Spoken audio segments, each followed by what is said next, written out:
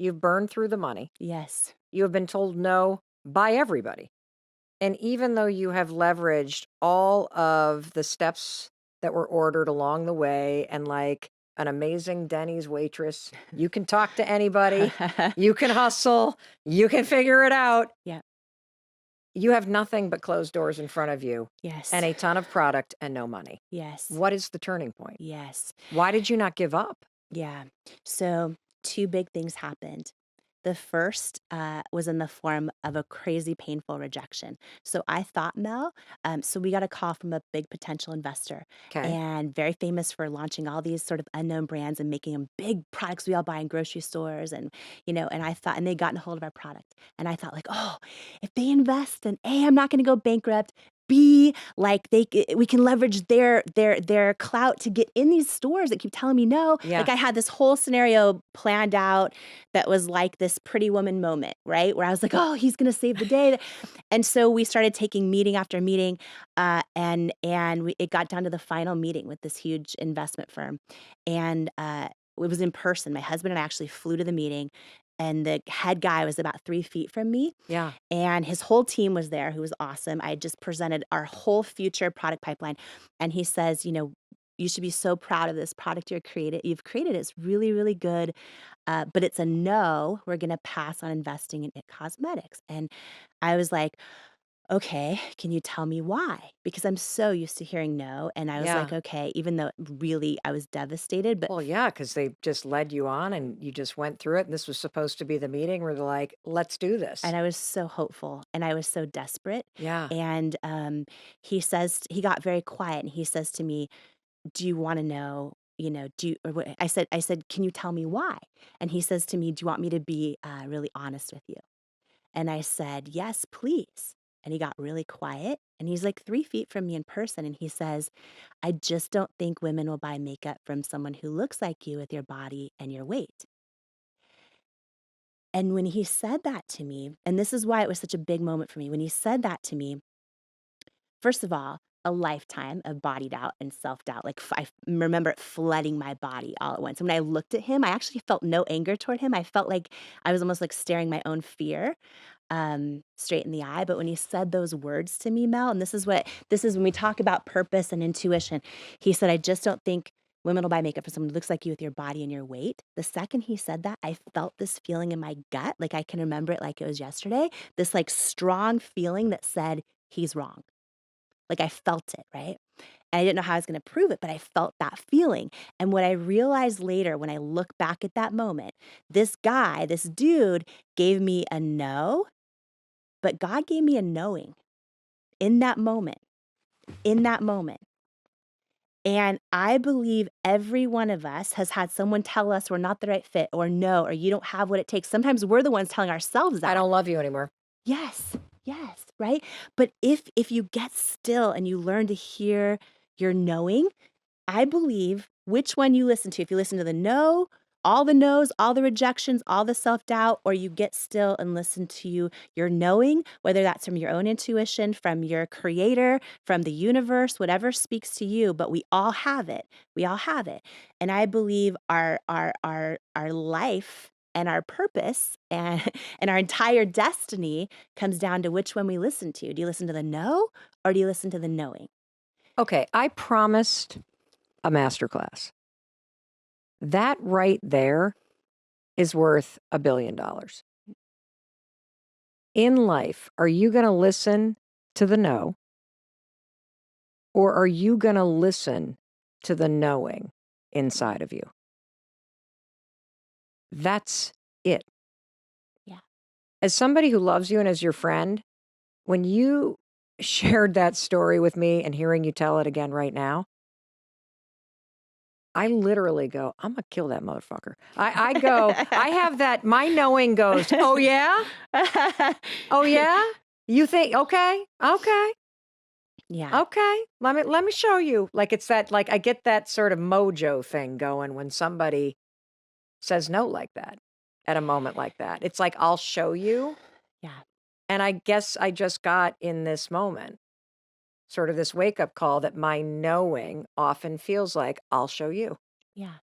You missed out. You'll be sorry." What does yours sound like? And it's almost always true. That's almost always true, right? What does yours sound So, like? So is yours yep. like, or is it more of I like, mean, in that case, I was devastated and at the same time had this strong it was just a peace. Honestly, in that moment, it was a peace, he's wrong, and that didn't make sense in my head. Why? Because I had had 3 years of hundreds of rejections. And this is the thing, right? Jay-Z says the genius thing we did was we didn't give up.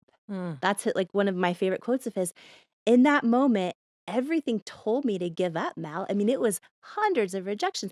And now it felt what felt like my last hope of desperation told me something totally different. No, because not only do I not believe in anything you're doing necessarily, but I actually just think you're personally not the right fit. Like women just won't buy makeup from. It was just like, oh my gosh, it was like all of these no's everywhere.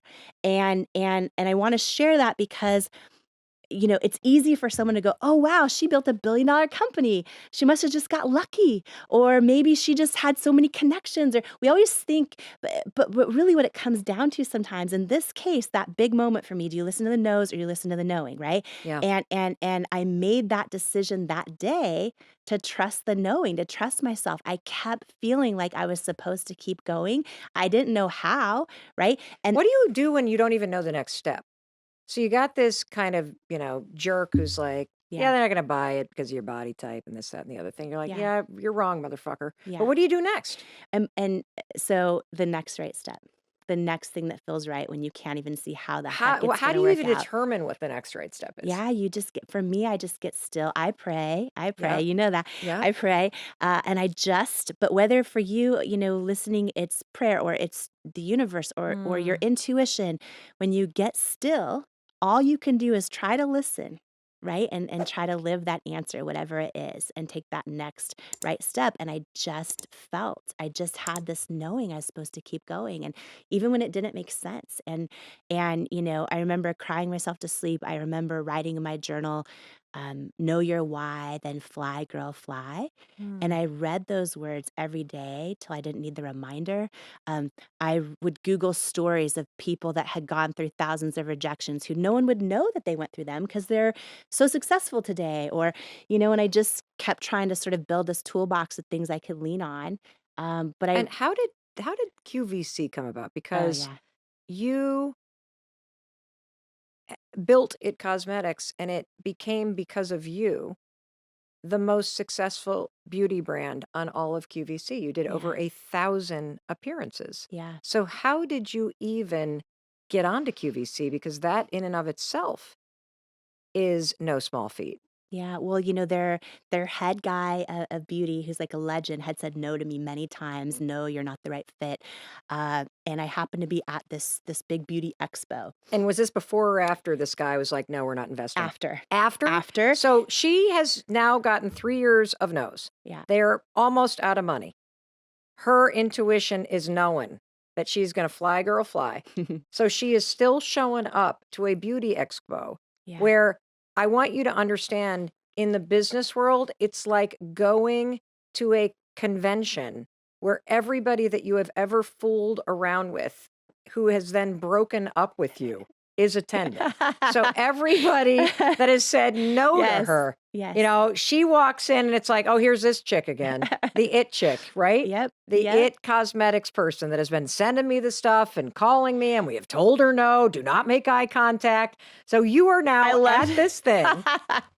this describes it exactly. Everyone you Yes. fooled around with who broke up with you, and they're like, "Oh, don't make eye contact." Yeah. Oh It's God, that. this chick again with Ah! the skin, with the okay. Yep. So you're at this thing. You've been Yes. told no by the big, big, big, big, big person. It's been 3 years. So we're talking like 2011, Mhm. 2012 ish. What do you do? So you get this 3-foot table, right? It's a huge convention. There's 6,000 women at this convention.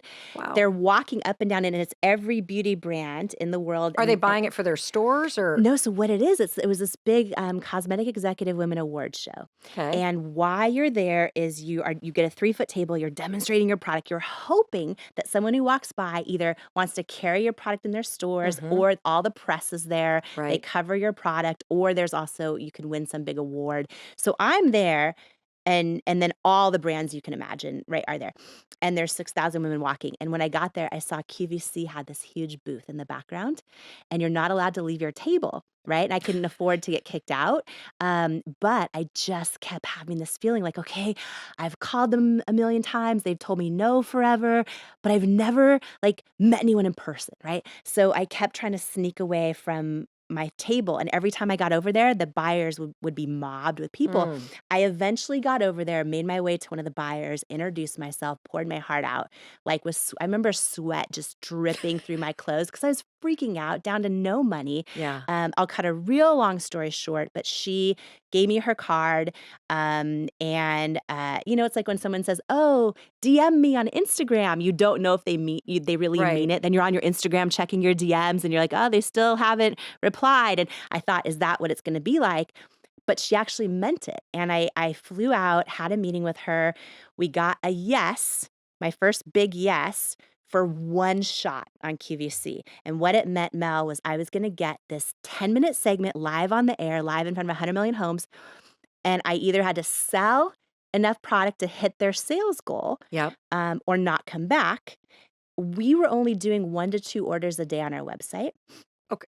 and 1 to 2 orders a day, everybody. Yep, yep, After yep, for 3 almost years. 4 yeah, 3 years of Mhm, this. yeah, This and is barely like keeping the lights on. and so um, now you get your shot. I Like, get there are my those shot. moments in life, Yes, you're at bat, yep, and you gotta be ready for those. yeah. And so, put us right there with you. What happened? Yeah, what happened was I was about to learn one of the greatest life lessons I've ever learned to this day, and here's what I mean by that. So I found out I get 1 shot, and, then I learn it's consignment, which means so first of all, I had to sell over 6,000 units of our concealer in this 10-minute window to hit their sales goal or not come back, which was about like 130,000 or $140,000 of product in a 10-minute window. I also wanna point out to everybody, that's 10 years of sales on her website at the current amount. Yeah, So, sh in 10 minutes, everybody, yeah, she, on live television, yeah. has to move 10 years worth of volume she was selling on her website at that time, In one shot, like in one. one shot, and she'd never done this before. I realize you were a television anchor, but this is a totally different thing. Well, QVC, it's unlike stores where you can walk in and there's thousands of products in one space. Their 1 minute of airtime can get one product. So you're competing with the volume of like Apple iPhone or Dyson vacuum. You have to hit these high sales goals. Yeah. And what I quickly learned was the offer was consignment, which meant I wasn't guaranteed to be paid for it. I had to figure out how to get a loan to cover the cost of manufacturing 6,000 units of product, shipping it in, going through legal, going through QC, going through all of it. And then I learned if I go on air and it doesn't sell, I have to take it all back Oh my god. and therefore go out of business, right? So you should never, ever, ever accept a purchase order you can't afford to lose, ever. But at this point, it was like, I don't know what This else is to it. do. This This is is it. the shot. This is it. And so here's what happened. We went to 22 banks that all said no, and they probably should have. The 23rd bank, which was California Bank and Trust, and gave us a loan that covered our very first purchase order and a little bit more. So I took the little bit more. We hired third-party consultants. I'm like, I'm going all in. I want to do the best 10 minutes I could Yeah. possibly do. I want to have no regrets. And they all told me the same thing, Which is? which is if you want a chance at making it, here's what you need to do. You need to use this type of model to demonstrate your product, which is flawless skin, early 20s, all the same skin tone. And I'm like, okay, but that's inauthentic. That's not why I'm building this brand. I'm like, what if I put models in their 70s and then and someone with hyperpigmentation and someone with acne and what if I take my own makeup off on national TV and I could prove live how the product works? And they were mortified. And here's the thing, Mel, they wanted me to win. Like they were giving me the best advice that they know how. And This had never been done. So we're is this 2011? this is 2010. Yeah, So end of 2010, 2010. everybody. Mhm. So this was not something people did. Like, Yeah. we're talking about the person who changed the industry Mm. right here, and this is the moment you're hearing it.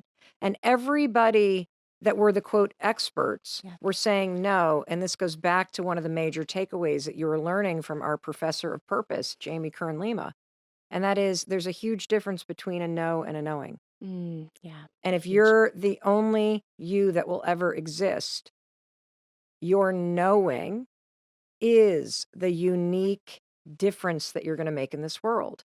And in Yes. this moment, with one shot to go, everything on the line, a loan from one out of 23 banks that was willing, she said, no way to the fricking experts. And she listened to her knowing. So when you walked into QVC with normal human beings, no flawless Yeah. models, no one with perfect skin, all Yeah. ages, all body types. Yep. Yep. Did people say, "Wait, you can't take them on the air?" Or was there any like, were people like, "Oh, she's got this is gonna be terrible?" Like, what was that like when you walked in? Did they even know you were gonna take your makeup off? I let them know I wanted to, and QVC was great, here's the thing about QVC is, like, they want everyone to be their authentic selves, it's just Yep. this has never been done this way before, Okay. and I wish I could say it was easy for me to just go, "I'm just gonna go with my knowing," but the truth is I flew out there a week early, Mel, I sat in a rental car in the parking lot, cried every day. I actually second guessed myself, I'm like, "If I do it, maybe I'll do it their way first, then I'll make money, then I'll do it my way." Uh, but I know that, authenticity you can't fake authenticity, and authenticity alone doesn't automatically guarantee success, but what I do know is inauthenticity guarantees failure every time. Okay, everybody stop. The professor classes in session. Did you hear that? That inauthenticity, being fake, Mhm. trying to do something everybody else's way because that's just you're too insecure to do it your way, Yeah, that never guarantees success. yeah, Authenticity, your knowing, your special spin on things. yeah, That is the pathway to purpose and success. yeah, There is no other way. yeah. And so after a week of crying in your rental car in the parking lot at QVC, Mhm. you were like, I'm going with the knowing. I'm going with the knowing. And so tell us about that first appearance. You're standing there on a television set. There's a Yep, bazillion cameras. The lights are bright. yeah, You got your models there. yeah, You're taking the risk of your lifetime on live television in front of 100 million homes. You yes. are doing something that has never been done on television before. Yeah, I remember literally I wore 2 pairs of Spanx, Mel, not because I cared how I looked, but, like, I was so freaked out, like, my hands were shaking and I was sweating through my clothes, so I had on double Spanx under my dress, and I remember the moment the camera went live, right? And there's a big countdown clock on the floor that started at 10 minutes, and by the way, a minute or 2 before I went onto the set, I learned you're not guaranteed your 10 minutes. Why? If you are a minute or 2 into your cell and you're not hitting numbers, they know by the second. Your clock, you might think you have 8 minutes still to go, and your clock will jump to 1 or jump to 2 minutes left. Because your Yeah. product's a flop Yep, exactly. and you're a flop. And So you literally are racing against the clock to be successful out of the gate. So what did you do to like hook everybody? Did you take your makeup off right away? Did you like, what did you yeah, so do? so I first of all, I go out of the I go live. I remember it was like 9:59, 9:58, 9 and I'm like, and I remember I had practiced in my bathroom mirror, right? So many times. If I had known the high five habit then, I would have been way more confident. But I was practicing in the bathroom mirror this demonstration a million times on my wrist, how our concealer doesn't crease and the best 2 selling concealers crease. And I'd done this demonstration like this where I show it and they all start to crease. So I'm holding my wrist up, trying to do this as we go live to show that, but my hand's like this now. And it was never like shaking when I was doing it a million Meaning it times. wouldn't bend everybody. Like she Yeah. was so So anxiety ridden that she's yes. sweating through her 2 pairs of Spanx and Yes. her wrist will not bend so she cannot demonstrate that her product won't crease. Yes, and the host grabbed my wrist and was like, "Thank you, sugar," and she took over, and then I remember my bright red bare-faced before shot coming up on national television. I remember walking over to our models, real women, all shapes, sizes, skin tones, skin challenges, calling them beautiful, meaning it. I remember Did you take so when did you take your makeup off? When she so grabbed your hand and said, "Thank you, sugar," yeah, did that yeah, wake she's so you up, sweet. or were you like Mel, I was, like, out of my body. I was so just did you, praying. like, just then take your makeup off? Well, they did a whole bare face before shot of me for that show. Oh, I've taken it off live a million times okay, since. That okay. first show, it was like, yeah, bare face before shot and then the after. And I remember walking over to them. I remember we were, gosh, 6 or 7 minutes in. I didn't know how we were doing, but I knew we weren't cut yet. And then it got down to like a minute left, and the host said, "The deep shade's almost gone. The tan shade's almost sold out." And I was like, freaking out. And I remember literally right at the 10-minute mark, this giant sold out sign came up across the screen, and I start crying on national television. Oh, I love They you. cut from me and went to, like, Dyson vacuum or something. And I remember my husband came rushing through the double doors of the studio, and and he's, like, has his arms up, and I'm just sobbing, and I'm like, "Real women have spoken!" And I'm just, like, crying, and I thought he was gonna give me a hug or be all excited, and he just looked at me, and he's like, "We're not going bankrupt." And I was like, "Ah!" And I just that one airing, which was September of 2010, became 5 more that year, then 101 the next year, and then I did 250 live shows a year, myself, direct live on QVC year after year. So we built the biggest beauty brand in QVC's history, and the only reason that I share that is because it was years of no, and you're not the Mm, right fit, and what I love for anyone listening who needs to hear this is no one can tell you you're not the right fit. No one. And you can get all the no's in the world, but you have your knowing. And by the way, I believe this, Mel. I believe even when you trust your knowing and then it seems like it was wrong and things don't go your way over and over and over. Like I look back at those moments, right? I really wanted that investor to invest in us. Thank God he didn't. oh When my I god. say everything's happening for us, what I mean is like, if he I was so desperate that if he would have invested in us then, I probably would have given him the majority of the company for probably Right, almost no money, right. right? By the time many years, 6 years later, after that day, 6 years later, when, L'Oreal bought this little company I started in my living room for $1.2 billion cash, it was still I was the largest shareholder. Paulo and I were the largest shareholders, and I look back and it's like, "Oh gosh, thank God, the all the no's happened when they did, even when they sucked, even when it felt like it wasn't fair." Mm, And I can look at that in many scenarios. Sometimes we don't have some big positive outcome, but we learn a purpose through a no, right. right? We learn a calling through a no. We learn a lesson. We build strength. We build resiliency. We appreciate the beautiful moments so much more when we've gone through the tough ones. So, have you ever seen that investor since? I have not seen him. The day that Of we course, I asked the petty question. I'm like, "Have you ever, like, seen him to, like, twist the little knife in there?" t Okay.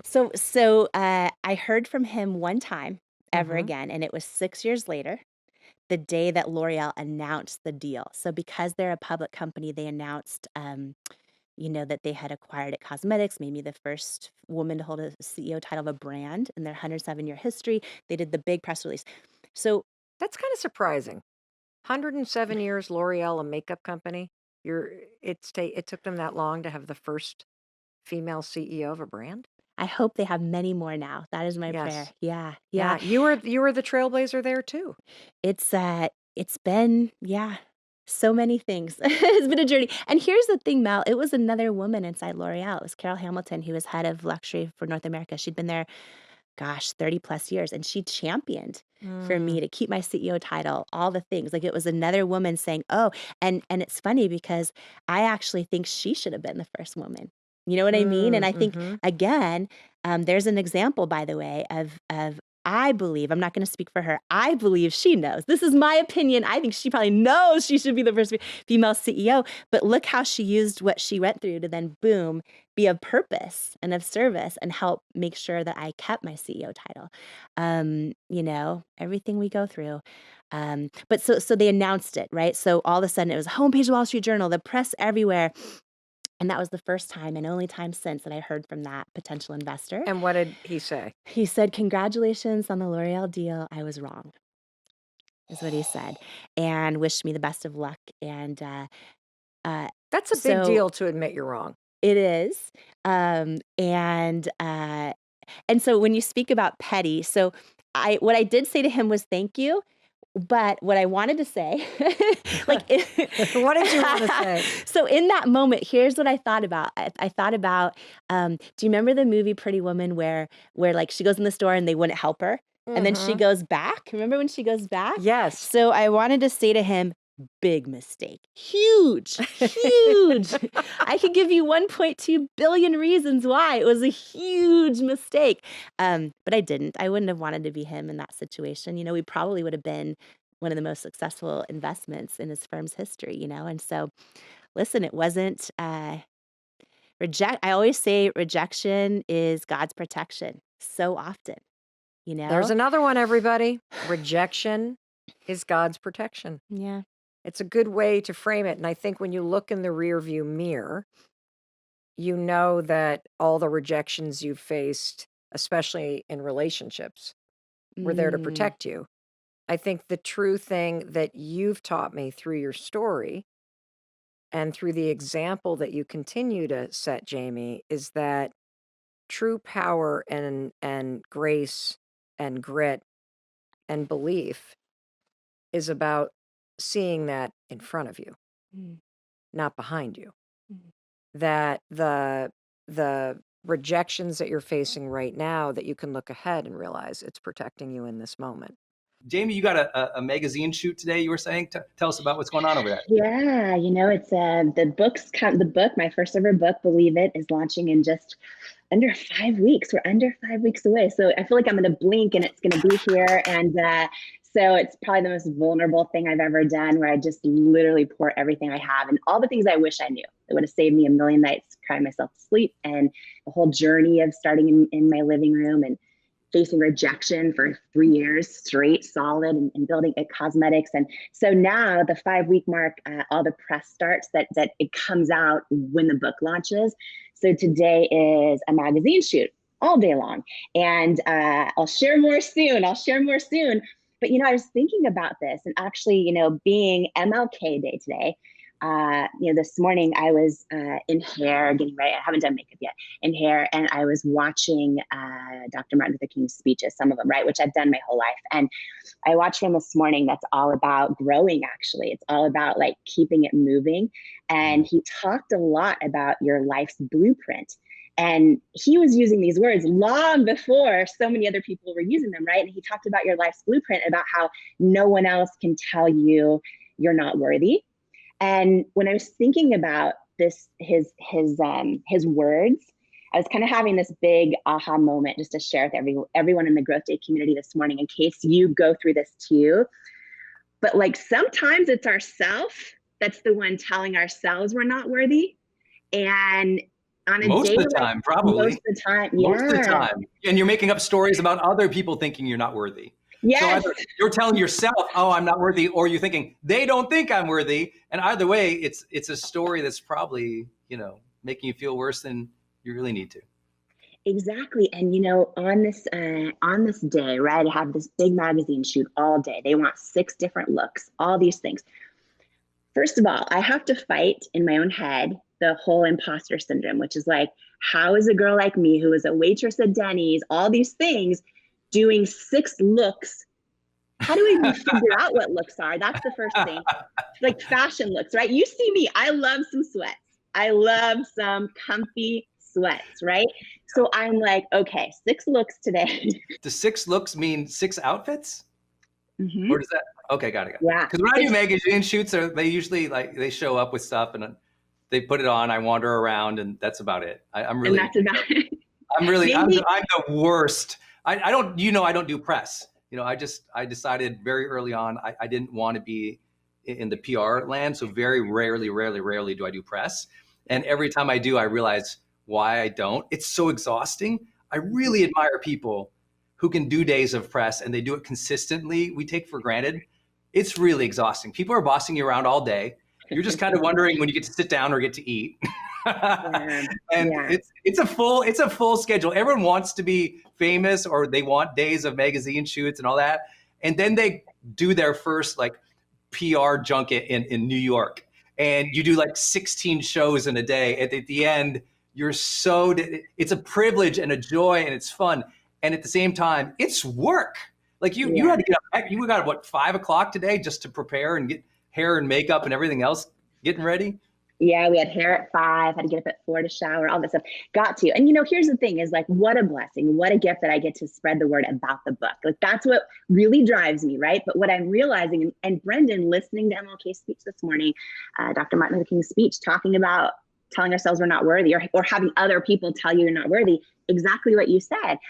This is a day that the old me, the me that for decades has done lots of different things, and I'm working still, as you know, I'm a lifetime student, still working to grow out of this. The old me for sure would have let my inner critic take over all day and just powered through, hoping like, does this outfit fit? Are they thinking I really should be in this shoot? Are they regretting doing a story on all those things we tell ourselves, right? It doesn't have to be a magazine shoot. It could just be hopping on Zoom for something at work, or, how many times, that we get an invite to a high school reunion. Brendan, I don't know if you'll relate to this, but you coach so many people that I think you'll understand this at such a deep level. We get an invite to a high school reunion or something like that. So many of us, the first thing we think of is, oh, when I show up, how much weight have I gained? How much, all these things, right? To the point where we don't even enjoy it. Yes. And Yes. I remember a quote. Will you remind us all, if you remember it? There's a quote you said, and I saved it because I look at it often, and it said something about, I'll paraphrase, and then maybe you'll remember it exactly, but you can accomplish all these things, and the worst thing that could possibly happen is you get to the end of your life and you look back and you're like, I forgot to enjoy it. I forgot right? to enjoy it. Yes, Yes, that's the worst. Imagine looking in the mirror, you're 80, 90, 100 years old, and you had longevity, but you look in the mirror and you just go, you never felt it. You never enjoyed it. You never took the time to be there. And I also think, coming back to your high school reunion idea, or the magazine shoot, or all of you who are walking in to do, networking in a Zoom room, or when we come back to regular life and we're hanging out with people here again. I love this saying. It's not from me. I can't remember who said it, but I love it. Love it. Love it. There's two kinds of people in the world. One walks into the room and goes, "Here I am." And the other person walks in the room and goes, "Oh, there you are." And they're excited to see you. They're excited to acknowledge you, to validate you, to welcome you, to make sure that you feel at home. Yeah. And those are the people that we want to be in our lives. Those are that's being the role model, but it's also being, less ego driven. Instead of being so concerned, what do I look like? Who am I like? What's going on here? I've always, the way I got over myself, because everyone still knows and grows, I'm a dork. I love geeking out on personal development. I love books. I love to write. I'm more of a, like, even though I teach and I'm, millions and millions of hours of video by now, I generally mostly enjoy being alone, dorking out about my ideas, drawing up, creating ideas and charts and everything everywhere. And so when I go to talk with people, often I want to share that with them. And I have all these ideas. And I know there's lots of people, ideas. I just want to talk ideas. But the best thing I ever did to get over myself and be comfortable with other people is instead ask them about their ideas. Ask about, if you walk into your high school networking, gym and you walk in, instead be like, hey, ask people, hey, how you doing? Hey, what do you think of all this? Yeah. One of my favorite questions, what do you think of all this? Oh, I love the punch bowl, or look at this, or hey, this is happening. I love that we're together. Hey, how you been? Just acknowledging and appreciating other people is such a lost art, because we tend to have agendas, because we tend to want to project something. And here's the number one thing. Most people really believe the idea they only have 10 seconds to make a first impression, or they only have 30 seconds to say it right. And I'm like, nothing in life that matters is judged in 30 seconds. In other words, give yourself time to build a relationship. Give yourself time to enjoy that moment. She was like, well, you have 7 minutes on that major show. I'm like, there's going to be 100 other shows in your future. Some shows you're going to do are an hour-long podcast. Some shows you're going to do are in person. And so I'm just here to say, enjoy it, but also make it about other people. Ask them, validate them, and you'll feel better. You I don't know if know, that helps. of course, when we talked about the other day about reading customer letters on QVC, right? It was a whole thing in the green room of putting into practice the idea that I think exactly to your point. It's like, oh, this isn't about me. It's about something so much bigger, right? And I think that's huge. And I was going to ask you actually, because I think this lifelong journey for so many people of overcoming our inner critic, right? And even going to a whole new, transcending the whole new thing and going, oh, who's my inner champion? Can I wake that Yes. person up, right? Yes. Can I wake up my inner champion? And so many of us are like, oh, you know, inner champion, maybe you haven't heard your inner champion ever, or in a long time. And so, you know, Brendan, coaching millions of people like you have, I'm so fascinated to hear for you, like if you also, or I should say, because I think this is universal, I think this happens to everyone, but when you're in a moment where you're doing something and all of a sudden that inner critic, you hear that inner critic, right? How do you turn down the volume on that? What do you do to go to silence your inner critic or handle your inner critic or overcome your inner critic and then swap it to your inner champion? Or what are your tools? Because I feel like no matter what we're doing in life, where we're at in life, what our situation is inside our own family, inside our jobs, inside our hopes and dreams, it's just this, it's the biggest obstacle, I think, for so many of us. Yeah. I think one, you have to realize that replacing the inner critic in the moment is super hard. And so you have to think of everything you're doing is like, there's the pre-work, there's the actual in the moment flow work, and then there's the post work. The pre-work is, okay, before the inner critic has to start, you start your morning by tapping into your authentic self, meditating, feeling, thinking about who you are, what's important to you, your morning routine of intention setting, your morning routine of purpose statements, your morning routine of filling your head with good thoughts, your morning routine of acknowledging your strength to show up another day, your day of gratitude for appreciating that you have these opportunities. Meaning you got to start the day. The growth day starts with self-talk. And the self-talk, you have to condition the positive voice inside your inner champion. You have to amplify that, turn it up, and talk to it every morning and every day if you ever want that to be louder than the critic. What most people do is they bumble through the day. A doubt comes up. They hear it. They go, is that true? They start amplifying that thing because there's no other voices. Your job is to find your authentic voice, your acknowledging, aware, compassionate, loving self voice. Give that so much volume so many times that's just, hey, that station's louder. Yeah. That station is louder because you're on that station more. So now when the other one starts interfering and coming in, you can go, oh, what is it saying here? And it's almost always, the inner critic is really a doubtful voice. Yeah. It's almost always a doubtful voice. I doubt my capability. I doubt who I am. I doubt I'm capable. I'm worthy. I doubt myself. And doubt doesn't mean stop or shut down. Doubt means, oh, this is a signal to be more present and intentional. Oh, this isn't to question myself and my capabilities. It's going, oh, hey, I don't know if I can do this. Let me pay attention. Doubt's a great signal to pay attention and to engage the best of who we are. It's like, oh, those butterflies, that's saying, oh, let's align here. Let's get focused here. Let's bring some attention to this. So first, don't think that voice will ever go away. It's going to be there. It's always going to pop up. But don't think it's a negative thing telling you you're terrible. It's saying pay attention. And then also up the station on that authentic, acknowledging, loving self-talk each day, the affirmative side of who you are. Listen to that so often and give yourself that blessing so often, because some of you, it's not going to be your spouse who's going to acknowledge you or validate you.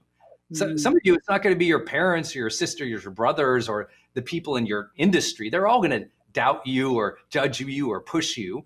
So you've got to affirm yourself. You've got to tap into that truth, that knowing, that beauty, that soul, that spirit, that authenticity that says, why? I do deserve to have a good day today. I do have good intentions for today. Let me listen to that part of me more often. And that conditioning of positive, affirming self-talk starts becoming a part of real confidence, right? Conditioned self-talk becomes confident capability. So good. I'm looking at so many of your comments right now, and so many people are saying this is so timely. I needed to hear this right Glad. now because, one of the things I love about this is when we talk about even conditioning and starting our day that way with positive self-talk. I hope the Growth Day Morning Show is a big part of that, of just hearing that, inspiration, like all of us coming together and growing. But one person also, this Sarah, just commented that the inner critic always comes back, right? And you're Yeah. saying, yeah, it always comes back. And here's the thing: is I feel like our inner critic can get so loud, and I feel like so many of us know when we're hearing it, when we're hearing that inner critic. A, we would never say those things to another human being. And B, when we're saying them about ourselves, we kind of still know, in big part, we know they're not true, but Yes. somehow we still, it's so easy to believe it. It's easy to know we're made for more. We're created for more. We have more to give, more to offer, more to serve, more inside of us than we're expressing or giving or living right now. And yet it's so easy to still doubt it anyways, right? What if the inner critic was an inner guide? And the inner critic was just saying to you, hey, right now, you've got your station turned on to me, the inner critic, the low station, the self-doubt station. Yeah. And you, instead of going, oh, that critic's so scary, and let me find all the reason to criticize me, it's like, oh, the inner critic is actually calling you to summon the better part of you. It's saying, hey, you're listening to the lowly insecurities right now. Let me amplify those insecurities so you're aware that you're listening to them, dummy. What you need to do right now is switch to the other station. I am guiding you with all this blaring noise to summon a higher part of you. Mm-hmm. The inner critic is summoning the higher part of you, not shutting you down. It's summoning you. It's not going to go away. There's always going to be that part of you going, hey, dummy, you're smarter, you're better. Hey, let me judge you just enough that you get edgy and you go, no, I'm better than this, and you show up. It's egging you on to show up better, not shut down. As soon as you get that, oh, I'm being egged on like a good friend. Because listen, the inner critic is you. Yeah. And that's a good friend to you saying, hey, I'm going to bug you just enough. I'm going to shame you just enough. I'm going to doubt you just enough until you finally go, F no, let's go.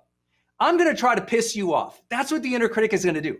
They're there to amplify you to go, no, I am better than this. It is actually summoning strength. And if you can hear that, instead of being diminished, be called. When crisis doesn't diminish you, when conflict doesn't diminish you, when fear doesn't diminish you, but rather you sense it as a calling to rise to something, to a higher standard, to serve. This is why today we celebrate Martin Luther King. Dr. Martin Luther King had the same challenges so many people did. What he did was he said, I have a dream. I'm going to rise up. I'm going to learn to do all of these things that he didn't know how to do, to lead an incredible movement that we still celebrate today. You have to think about it, like, whoa, that's 60 years later. We're still celebrating this person. Why? Because all those calls, all those judgments, all that hate, he said, I'm not going to let the darkness shut me down because it is only light and love that will lift us up. So I'm going to amplify those. You can hit me with all the hate you want, but I'm going to activate love. That's the change. When it's not a diminishment, but a calling to rise above it, that's a mindset shift that now helps us activate. I hope that helps everybody. So good, you guys. Oh my gosh. Yeah. So many comments. So many comments. I appreciate each of you. And thank you for cheering me and Jamie on in this Growth Day morning show. This is new for us too. We both had doubts. We had our first couple of days were technologically challenged on both sides. I still think I look so goofy with these white things hanging in my ear. I still got this camera taped up with this blue tape over here. Jamie's got hers. So we're still figuring it out, but we feel like, okay, so what? We're not doing it perfectly. We are called to serve. Stop worrying if you show up perfectly or you look perfect. Show up to serve. And enough times doing that, you're recognized. So good what you said. And I always, you know, one of the things I think about a lot is we all face opposition, right? Sometimes it is our inner critic, but we also all have a calling. And I think that so many times, I believe always your calling is stronger than your opposition. But so much of life comes down to which one we listen to. And Yes. you talk about, Dr. Martin Luther King, and I think obviously so much opposition, during his time, and obviously his calling was so much bigger, right? And that's what he listened to. And I think that, I don't know, I just keep going back to those words you shared earlier too about walking into a room and instead of saying, here I am, saying, here you are, right? I think that's when we make it not about us and it's something so much bigger than us. For me, I think that's, in my journey, that's, how I've, one of my best strategies for overcoming that inner critic, because for me, that inner critic is there every single day. Every single day. I even doubted, even though I've gone on national television thousands of times with no makeup. This is my first growth day morning show in no makeup. And I had a moment where I'm like, but it's like, oh, no. The only way to have authentic human connection is to fully show up as ourselves. The only way to serve is to not worry about stuff like that literally doesn't matter, right? And so it's kind of growth in progress, growth in process. I think for so many of us, and some of the tips you shared on how you frame in your own mind that inner critic, I've never heard that before. That's so powerful. That's so powerful, as if it's the station summoning you to get so angry that you're like, F that, and you transcend it. Huge. Yeah, it's your best friend egging you on, saying, "Oh, it's like if your best friend was like, oh yeah, you suck," and you're like, "Hold it," it's just like if you ever saw people playing sports and you're playing basketball with someone, the crap talking is done to summon a higher level of game. They've actually measured this in communication studies in sports. Less crap talk tends to lead to less incredible performance.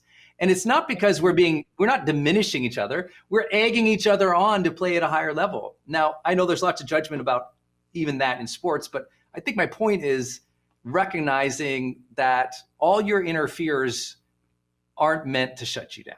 They're meant to help you pay attention. You were talking about resistance and all the resistance. And I hope everybody, by the way, spend some time today watching some, speeches from Dr. Martin Luther King. If you haven't read the autobiography, the official biographies, or any of his collected works of speeches, I can't even imagine this day for the last 23 years this year now. I read his speeches. I have a big book that my dad gave me that I just read his speeches. And it's so powerful to see what he was willing, and not just him, the entire Southern Christian Leadership Conference and so many other great leaders of that time, trying to really speak up for something. And he said, if our main question is, who were you serving? And he said that if we aren't willing to speak up for what is right, then we're not living life. And so many of his great quotes that everyone will share on the internet today, I'm sure, just remind us to stand for something. Even if you are scared, stand for something. You're not doing a magazine shoot today. You're standing for something today. You're standing for a message. Yeah. We aren't worried about our insecurities of, I'm like, is my kettlebell in the shot today? I hope not, and I don't even care. It's like we stand for something at Growth Day. We stand for the belief that you can grow, that you can change, that you can have better days, that you can shift your attitude. We stand for something. So we're not trying to make everything pretty. You're going to stand for something today. And everyone needs to realize, what do you stand for today? What is it that you stand for? And the less you ask yourself that, the more the insecurity voice just fills it in. Oh, you aren't intentional enough to stand for something? Let me just fill it in with some noise here. Yeah. That's what happens. I would say your negative self-talk is because you haven't filled in the void. Yeah, so good.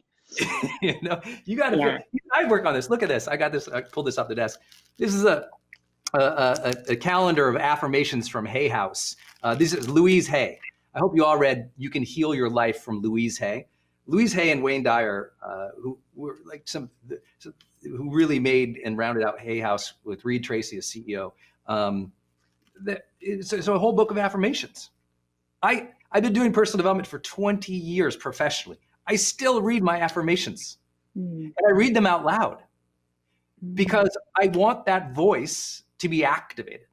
I would love for you all in your morning routine to read out your Bible verses, or read out your favorite motivational quotes, or read out that part of that spiritual text that you love. Read something out, like activate the voice. You've been given voice. Mhm. You have the blessing of speaking. You've been given voice. Activate that in a positive, affirming way. And it becomes a language pattern in your head that's louder than the insecure, So quiet good. things. You know what I mean? Talk about some of the struggles that you've had with anxiety, with self-doubt. We've all been there. The biggest enemy is between our ears, imposter syndrome. I still struggle with that. I don't think it ever goes away. You talk about body doubt and God doubt. I Mm. have never heard God doubt, though. What is that? Mm. Yeah, I think my whole journey really is figuring all of that out. And I think, for me and a lot of people, I when I built It Cosmetics, right, we started in our living room, and my whole journey was just filled with no's. Sometimes you'll see a founder launch an idea or a product or whatever, and it will get hot right away. And that wasn't my experience. My journey and by the way, to answer your question, figuring out how to overcome not just self-doubt and body doubt, but God doubt was critical in my journey of starting with literally no money in my living room, building $1 billion company. Because it was really a journey of so much rejection and hearing so many no's along the way, and learning how to, well, first of all, I prayed like crazy, but I also doubted God exists a lot of my life. And I really learned in my journey how to turn down the noise and the volume on self-doubt and other people's opinions. For me, when I pray and I just get this gut feeling, like I think I've never heard God talk, but for me, in my own personal faith, I believe, God talks to me through my intuition. I think when I get a really strong gut feeling, I've learned to trust it. And for me, it's really been a big journey of keeping my faith bigger than my fear. So I go there, like in my new book, Believe It, I go there. When I built a company of over 1,000 employees, you have to be so professional and respectful. And I intentionally hired teams of every different faith, of no faith, I believe that not just our teams, but our boardrooms should look like our customers do. And our customers at Cosmetics are every person, every age and shape and skin tone and gender identity and faith and background. And so I really intentionally hired a team that way. And so my personal faith wasn't something I talked openly about very much in the whole journey. And so, but I think for me, it's like the espresso inside the latte. It's like, if you don't have it, it's not the same in my journey. So I talk about that really openly a lot, Nicole. And I think that I really think it's important we share like the real stories behind the stories if we're ever going to really grow together. And, I was raised going to church every Sunday, but I didn't connect with faith. I would just sit through church and scan the pews looking for cute boys, like counting down the minutes until the sermon was over. And so most of my life, while I was in a family that had faith, I would pray, but the truth is I would kind of like doubt that God was real. And one of the stories I talk about in the book is the journey of God doubt. And there was a moment in my life where I was having a really tough time. It was actually in news. I was in news at the time, and it was the first time in my life I was dealing with anxiety and all these things. And anyways, a therapist said to me when I was saying to her, I don't even know if God's real. I'm doubting he exists. I'd found out I was adopted. So I was like, I don't know where I come from. And anyways, long story short, she said to me, well, what makes you think God can't handle your doubt? And I'm like, what do you mean? And she goes, tell him you doubt him and ask him to prove you wrong. I was like, okay. So this started like a decade-long journey of every time I'd be praying for a friend's health or something.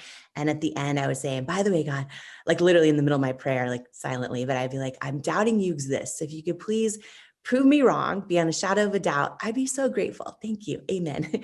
um, and I share in the book just some of the crazy stories of what happened. And some of them even with investors, potential investors, with retailers who had said no to our product for so many years, like calling me out of the blue saying, I don't know why, but I was praying last night and I got this feeling that you're supposed to be in our store. And it'd be like the weirdest conversation. So anyways, I share a lot of that stuff in the book that I've never shared before because I think these are real conversations. A lot of times, you look on social media, you see founders, entrepreneurs, you can read business tips all day long.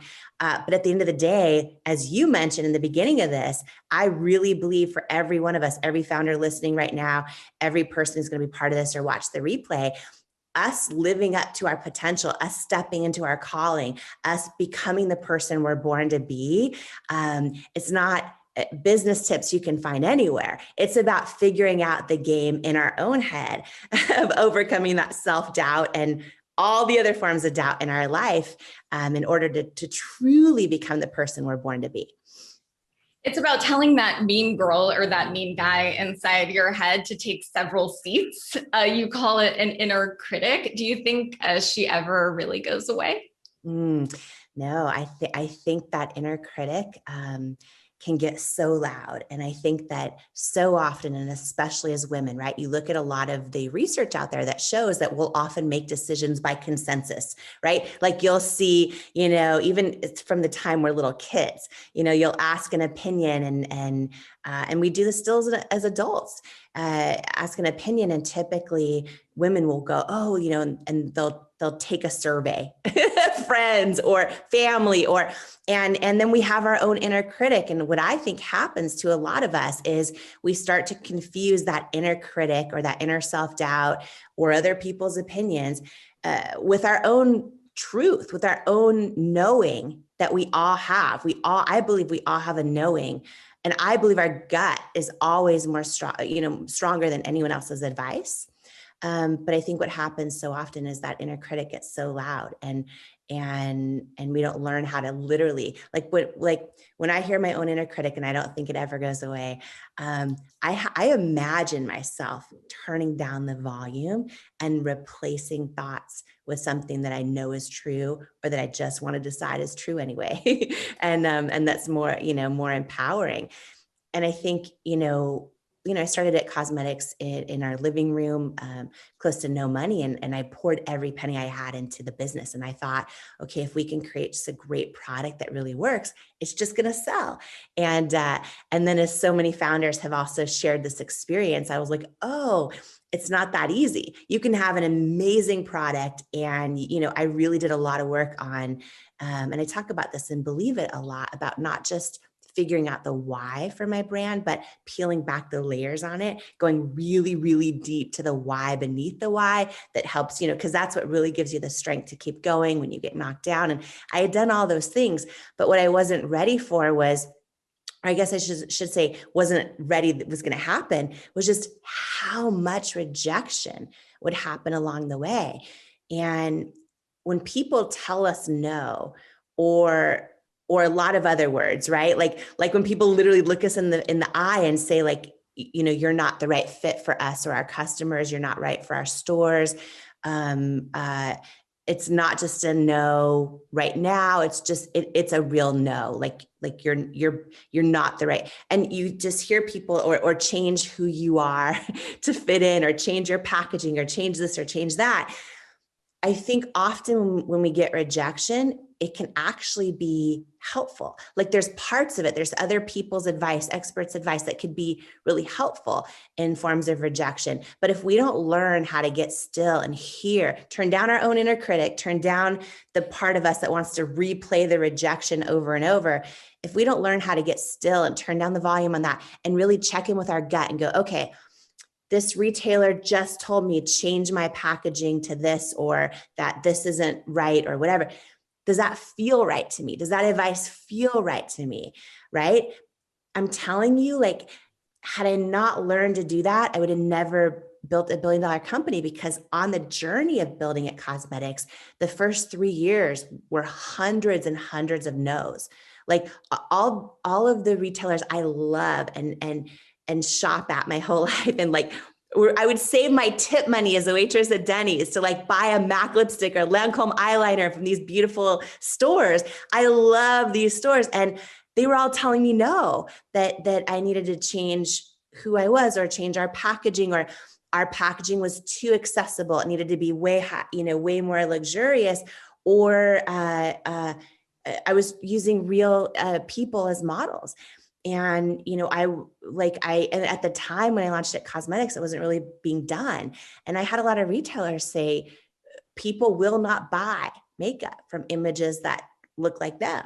Like they need, and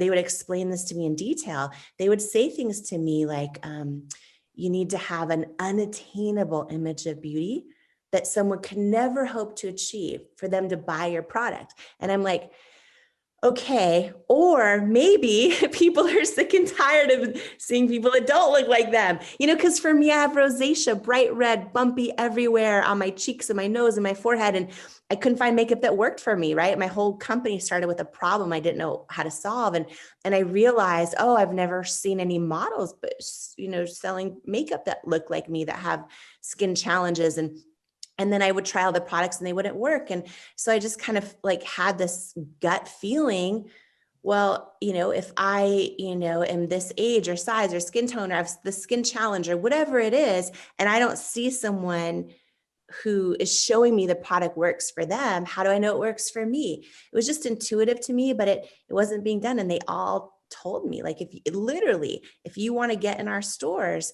here's what you need to do. And those are the moments, Nicole, that define our lives, when our gut tells us one thing, but like in my case, I had no money. I was, if we were going to, like for 3 years, I didn't know how we were going to stay in business. Right. And I made the decision to listen to my gut and to not change what it was telling me about what to do with our brand. And that is, I believe, like critical to ever building anything that lasts or anything that matters. When you change who you are authentically, and even when it comes to your product or your positioning or, your vision, when you start changing that because you want to get into a store or get onto someone's site who's huge, or, whatever it is, it's a short-term pop in revenue, and it feels good for a minute. But long term, I think it's one of the biggest reasons why tens of thousands of founders don't make it, because they start getting distracted by what everyone else tells them is right for their brand, or is hot, or is going to make them money, and they dilute their own authentic secret sauce. And at the end of the day, you can't fake authenticity, and customers are smart and they know it. And over time, it never works when you go against what you authentically know for your brand. Talk to me about the idea of who we can become. What is it you want us to believe? Yeah. My biggest hope, prayer, intention is that each person closes this book and is better able to hear their own gut and trust themselves. And what I mean by that is, I think what Jay-Z said is so right? But I also think it's not a victory, because we're told so many times, keep going, don't give up. Like since the time we're little kids, we watch, even if we don't play sports, we watch movies and kids are taught, just don't quit, don't give up. I actually think it's a failure if we don't ever learn how to tune in and hear our own gut and our truth and our calling, and then we just keep going and don't give up anyway, and we're not on the right path. And what I mean by that is, since the time I was a little girl, I'd watch Oprah in my living room, and I just had this knowing, I want to interview other people. Like my whole instincts, Tom, I literally just want to ask you questions right now about you and Lisa, who I'm obsessed with, and like that's my who I am, right? I love other people's stories.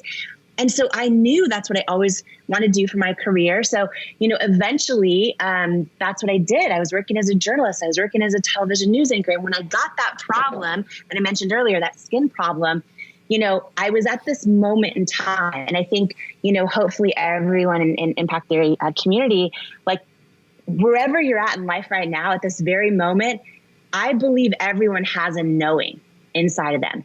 I don't think it matters if they have a faith or no faith. I don't think it matters any of that. I think everyone universally has a knowing or a truth inside.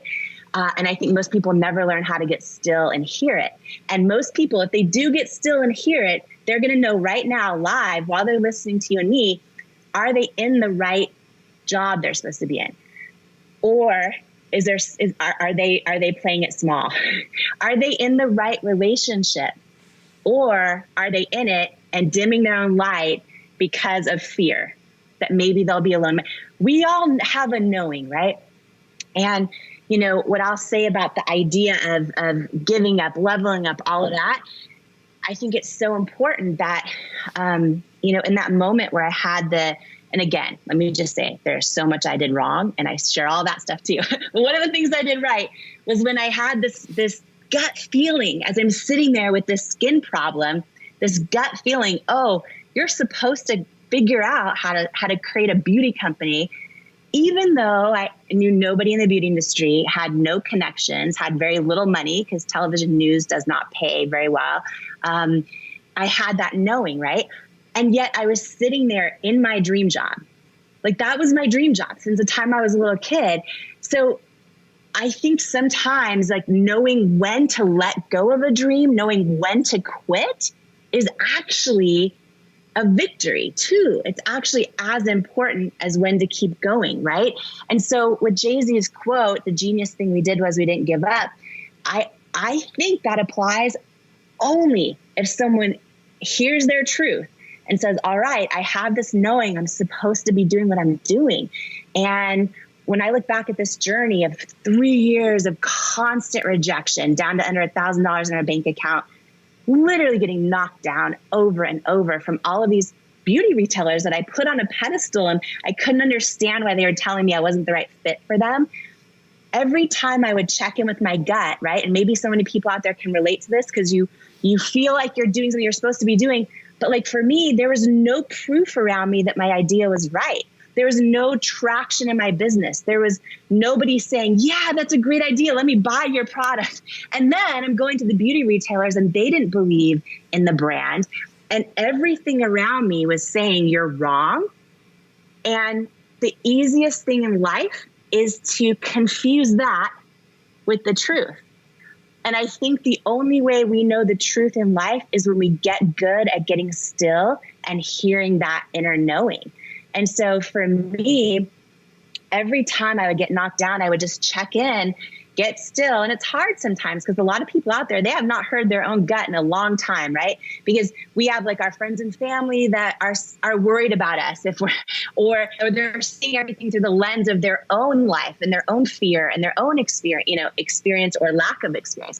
And then we have, in my case, experts who I valued so much saying like, you're not the right fit. You're not, not literally saying no. And as you know, as I shared in so many stories in the book, they said so many other crazier things that all but basically said, like, it's not just a no now, it's a no forever. Right. But I think the victory is learning to get still and hearing your knowing and then trusting it. A lot of people don't trust themselves. And I think that is what keeps people inside their comfort zone in life, which I think when you stay in your comfort zone, it chips away at your soul. And you end up talking yourself out of your own truth and then never becoming the person you're born to be. Not to get all dramatic on impact theory, but that to me is the biggest. And listen, to me, it's not about the outcome. Oh, here's how to create $1 billion company. It's about the journey of, are you stepping into all of who you are and the person you're born to be, and how do you do that? All right. That was amazing. But now are you ready to get into the weeds on this idea? Let's do it. In your book, you talk about developing your intuition. How do people develop their intuition so that when they need to turn to it and they learn to be still and listen to it, that it actually gives them good advice? Yeah. The very first step is to pay attention, right? Listen, we are so busy in our lives right now. And so many of us with all the stuff going on with the pandemic, with this, with that, with our job, and then frankly, at the end of some days, all I want to do is scroll Instagram, or like yesterday, eat candy hearts for Valentine's Day. Like, you know what I'm saying? I don't want to like actually put in the work, but I believe that it's so important. Like if someone's going to do anything, and you hear so much about morning routine or this or that or whatever, taking 5 minutes a day and just starting building that muscle. And at first it may make no sense, right? Especially because so many people are out of practice, but literally getting still, even if you have to just go sit in a closet, leave your phone out, just go sit in a closet and just see what you think. And can you hear your own truth? And another thing I would say, just as a real fundamental level, is to look back at your past, because I believe it's something we build over time if we pay attention, right? And I can say that most of my mistakes I've made when I look back is because I didn't trust my own gut, and I trusted my mind instead. And my mind was able to say, oh, these are all the experts. They're experts for a reason. They're touted visionaries, and they're telling you to change this about your product packaging, or they're telling you to do this about, and they have a proven track record and you don't. So even though, Jamie, you have some gut feeling, like my mind won. And when that's happened, those are some of my biggest mistakes. And I think looking back on that's important, just to like break it down at a real fundamental level. So many of us have dated the person we know is not right for us. You know what I mean? But we know, right? And I can think of times where I was dating a guy who I was so into, and like his phone broke and he disappeared. And I knew he's lying. I knew it, but I didn't want to know it. I didn't want to know it, right? So what happens? I'm like, oh, well, it's only the first time it's ever happened. Maybe he's telling the truth. Maybe all the things, right? I know he's sketchy. I know he's lying, right? But sometimes we know, and this is such a basic example, and we just choose to not to talk ourselves out of it anyway, right? And I think that every human being can really actually just put in a little time thinking about different moments in their life, and actually start to remember, like, did I have a gut feeling about this at the time, or did I not? Or, was there a time I listened to that inner knowing and I was right? Right? And we start thinking about those times, and it starts to build up our own trust in ourselves over time. And for me, this was a huge way that I was able to keep going. You mentioned one thing that I remember, Tom, after, this, we were a couple years into our business, and I had been sending our product out to all the retailers and saying, hey, I want to show models that actually have skin challenges like I do. And that had never been done before, right? And I wanted to do all these things, and they were all telling me no, and it's not the right fit. And I knew my product was really good. I learned the hard lesson a lot of entrepreneurs learn, that you can have a great product or a great course or a great service but that's not enough. Like, people have to know it exists, right? And when you have no money and no ad budget, that's really hard. And this is 2008, 2009, 2010. YouTube wasn't huge yet. So no one had gone out there and said, oh, instead of overly photoshopped, perfect skin models, let's show real people with real skin challenges and all ages and sizes and skin tones. And that's what I had this vision for, because that's what I was, and we created a product that was so good. And then after all these rejections from all the department stores, all the beauty stores saying, no, thank you, it's a pass, your product will never sell, those kind of images don't work. I had one store tell me women will only buy from an aspirational image of beauty they'll never be able to look like. If they can actually look that way, they won't buy it. And it was just like over and over and over rejection. And I'll never forget this one moment, just to share as an example, because it helped me develop my intuition muscle so strongly. But we had gotten an inbound call from a potential investor, and they were a really well-known private equity company, and they invested in a lot of consumer products in the grocery stores, like household names that we buy. They loved our product, and so we started taking meetings with them, and I was so freaking excited because I felt like, oh my gosh, if they invest in us, then maybe they'll use their leverage to get us into these retailers. And also I won't go bankrupt and all those There's things. That. And there's that. And so we did meetings. We started the diligence phase. We presented product pipelines, all that stuff. And it got down to the last meeting, and my husband and I flew there for the meeting. And it was the head guy. He was standing about 3 feet from me. And I thought it was going to be like the best day of my life. Right. And I'll never forget, he was 3 feet away and he says to me, I just don't think women, well, he said, it's a no, we're going to pass on investing in IT Cosmetics. And like, I'd heard no thousands of times. Right. So I'm like devastated, but I'm like, okay, can you share why, because feedback, is usually a gift. And he says, do you want me to be really honest with you? And I said, yes. And he literally was 3 feet from me. And he said, I just don't think women will buy makeup from someone who looks like you with your body and your weight.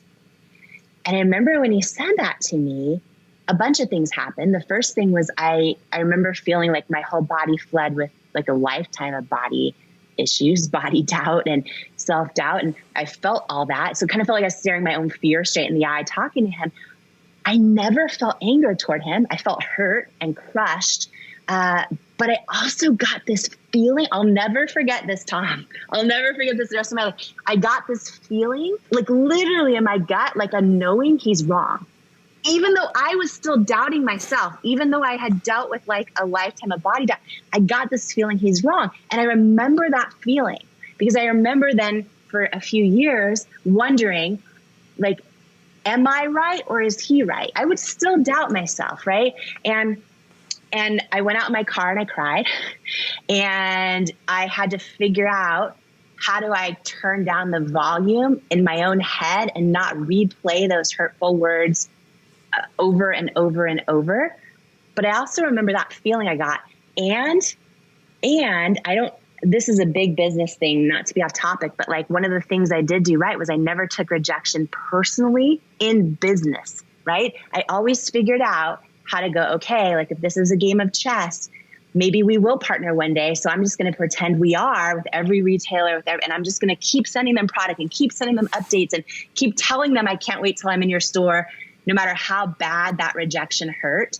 And in his case, what I realized also was, oh, okay, the reason I'm creating this company, I want to try to shift culture and beauty. I want to try to use different images of models. And he's literally passing on investing in my company because he is just as much influenced by a lifetime of seeing beauty images too. So he believes also, whether he realizes it or not, you have to look a certain way to sell product. And the last thing I'll say about that is I do believe in that famous saying that like rejection's God's protection, right? And you could say rejection's the universe's protection. I do believe in sayings like that. And when you fast forward 6 years later, the day that L'Oreal bought IT Cosmetics, it was all over the Wall Street Journal homepage. It was everywhere online because they're a public company. So that means for them, they decided to release the purchase price, everything. I got an email from that guy, from that investor. I got an email that day that said, congratulations. I'm so happy for you. I was wrong. But the other thing, when I talk about like rejection is God's protection, I really believe that because even though we don't see it at the time and it doesn't make sense at the time, but like I was so desperate, Tom, I would have probably given him the majority of the company for like almost no money. And because he didn't believe in us and because so many people rejected us along the way, by the time we did sell our business to L'Oreal, we're still the largest shareholders. So it was like, there's so many situations like that. But anyhow, that deep knowing, that knowing he's wrong, that's an example of, okay, looking back over time, where did I make mistakes and where did I do things right? And then we refine that muscle of learning, oh yeah, learning to trust ourselves. There's so much in that is extraordinary. We're now going to test my abilities as an interviewer to see if I can tease out some of the things that you talk about in the book to put a capstone on this idea of training your intuition. So I have a deep and abiding fear of being spiritual entertainment. People will be moved by you. They will be moved by your story. But if they're very careful and they pay close attention, it will change how they move through the world, certainly as a person just pursuing goals, but potentially even as somebody who wants to start their own business. So you then spent 3 years as CEO of L'Oreal, amazing, freaking incredible. How do you now reassess, or maybe not even reassess, who you are today? Yeah. What you stood for? Does that still resonate? How do you evolve? Because we all have an identity, right? And so for so long, your identity was speaking out to all these women who maybe didn't have a voice, and you were finally the one that was saying, yes, we may have skin conditions. Yes, this may affect us, but we don't have to succumb to it. Yeah. So you've been like the advocate for that for so long, so powerfully. Where do you go now? And how do you assess who Jamie is today? Yeah, I think that question is such a struggle for anybody who has been all in on something to the point where you're like burnt out. Exactly. And like you said, it almost becomes your identity.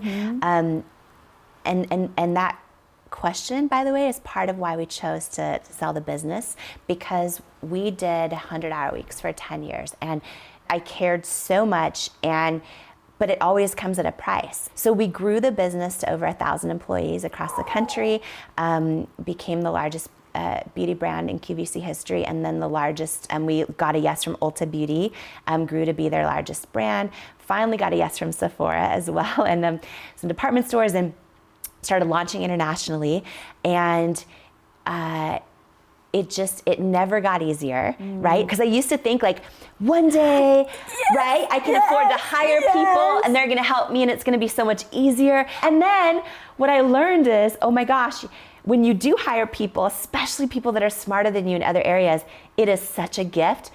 But even if you hire the best of the best people, you still then have a new job, which is managing people and making sure they're happy and dealing with competitors trying to steal them and dealing with HR issues and this and that and it's this whole other thing, and it never got easier. And one of the things I will say that I have personally not been able to succeed at, so I could call this a failure, is I never figured out how to have any semblance of balance. And I think women especially feel this weird pressure where they're supposed to just somehow figure out balance, and I think it's a lie. Do you seek balance though? I have gone through times where I'm like, I need to get more balance. I just think it's a lie where you just end up feeling like you're failing all the time at everything. I think that the best you can do, the best I have figured out to do, is to try and be present in what I'm doing, and just to commit to the choices I make, because I think balance, I think it's impossible, first of all. But what I will say is everything comes at a price. And building this business and working this hard had so many great benefits. You know, we have millions and millions of customers and community that I just feel like they believe in themselves more, even if they've never bought a product. It wasn't even about that. It was them being in a community where, you know, they felt like they were enough. And so that always made it worth it to me. But the amount I pushed myself, and my husband as well, it came at a price. And for many years, well, we spent every single holiday, anniversary, birth in the QVC green room. We grew to doing over 250 live shows a year, and I did them all myself for 8 years.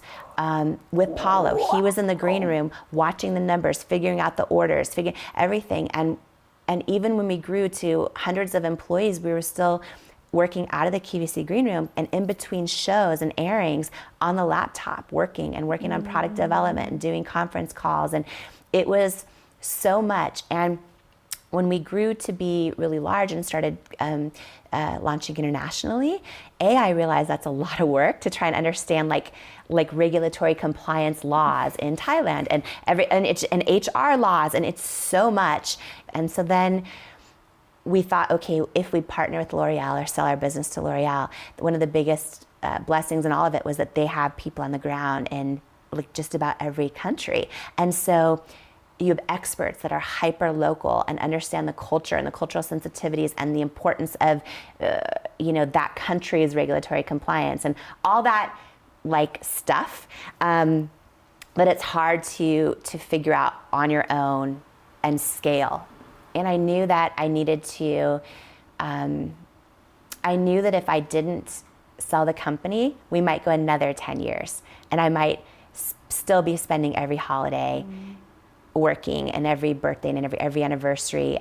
We still didn't have kids and we had tried for 10 years. And I think sometimes stress takes such a toll on your body. And I just felt like I was an amazing entrepreneur and CEO and a terrible owner of a body and a terrible every other thing, wife, daughter, friend. I mean, I would do everything I could to help my friends and family, but except for physically be present, right? And I just kind of realized I have to make a change. And so we sold 100% of It Cosmetics to L'Oreal. It was their largest acquisition in U.S. history. And they've been able to double it, correct? Yeah, that's amazing. Isn't that crazy? So they acquired It Cosmetics 3 years ago, and the business has doubled since then. And but I want to go back to the thing that you were saying about identity. So you sell the company. Your identity has been, I'm the hustle and grind person. I'm the one that sacrifices. I'm the one that goes all in. You leave it, and and it's hard, and it's great and amazing and hard. And we, so a year and a half ago, we had our first child via surrogate. Yeah, via surrogate. Her name's Wonder. And, I grew up with parents that worked a lot. And so I struggle with going, okay, I really want to be there for my daughter, but my tendencies are very much, I'm just all in, and I want to, I think that idea I shared in the beginning of sort of like one day, God willing, a million years from now, when I die, I want everything used up in me that I can possibly give to be of service to other people. And that has not left me. And I just know anytime I talk with women or entrepreneurs, or I just, I feel it's so right, and that's been really fun. And, for so many years,